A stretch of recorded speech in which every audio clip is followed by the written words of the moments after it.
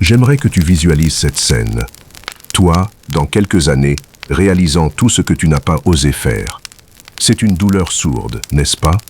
Cette illusion que nous avons tous, croire que nous avons tout le temps du monde, est un piège. On attend le moment idéal pour lancer nos projets, pour changer de vie, pour enfin respirer.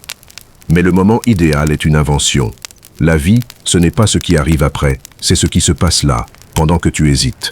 Je ne dis pas ça pour te culpabiliser, mais pour te réveiller. Ton temps est ton bien le plus précieux. Ne le jette pas par la fenêtre. Aujourd'hui, ferme cet écran et fais ce premier petit pas que tu repousses depuis trop longtemps. Dans 10 ans, tu porteras sur ton visage les stigmates de chaque excuse que tu te donnes aujourd'hui. Ces années de procrastination ne sont pas sans trace. Elles marquent ton corps, ton regard et ton esprit. Le plus dur, quand tu réaliseras l'ampleur du gâchis, sera de savoir que personne ne t'a mis des bâtons dans les roues. Tu as choisi le confort, et ce choix a un prix. Mimir, l'argent se gagne, la santé se soigne, les relations se réparent. Mais le temps est une ressource sans option de rachat. Chaque seconde brûlée est une perte sèche, définitive. Pourtant, c'est celle que tu sacrifies le plus facilement. Pourquoi? Parce que ton cerveau est un vestige de l'âge de pierre. Il est programmé pour la survie immédiate, pas pour bâtir une vie sur 30 ans.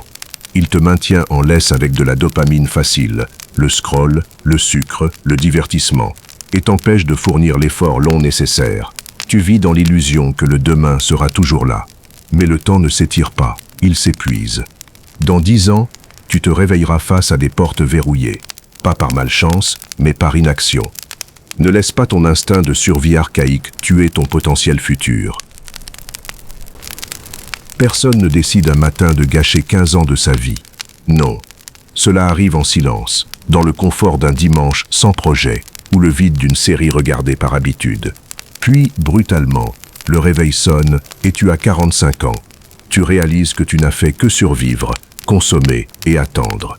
Bronnie Ware, cette infirmière qui a recueilli les derniers mots de ceux qui partaient, a révélé une vérité terrifiante. Au seuil de la mort, personne ne regrette d'avoir moins travaillé. Tous regrettent de ne pas avoir eu le courage de mener la vie qu'ils désiraient, au lieu de celle qu'on attendait d'eux. Ils ont attendu le bon moment, jusqu'à ce que le seul moment restant soit celui du lit d'hôpital. Tu te diriges droit vers ce même regret, seconde après seconde. Mais tu as encore une chance qu'ils n'ont plus. Tu es debout, vivant, et il est encore temps de tout changer. Tu peux continuer à consommer cette vidéo comme tu consommes ta vie, passivement, avachi, en attendant un changement qui ne viendra jamais. Dans 10 ans, le résultat est mathématique. Tu seras une version diminuée, plus amère, plus seule. Un homme qui se déteste en se regardant dans le miroir, hanté par les mêmes regrets qu'aujourd'hui, mais avec le poids de 10 années gâchées. Ou alors, tu décides. Maintenant, cette vidéo est ton point de bascule. Coupe ton téléphone, prends une feuille, une vraie, et trace ton futur. Qui veux-tu être dans 5 ans? Quels sont tes chiffres, ton corps, ton environnement? Sois brutal avec toi-même. Liste tout ce qui t'empoisonne, tes habitudes, ton entourage, ton travail, sans te chercher d'excuses. Puis, choisis une seule action, une seule, pas pour la motivation, mais par discipline, comme un soldat. Demain, fais-la, après-demain, recommence. C'est là que tout change. C'est là que tu deviens qui tu es censé être. Est-ce que tu réalises que tu es en train de passer à côté de ta vie?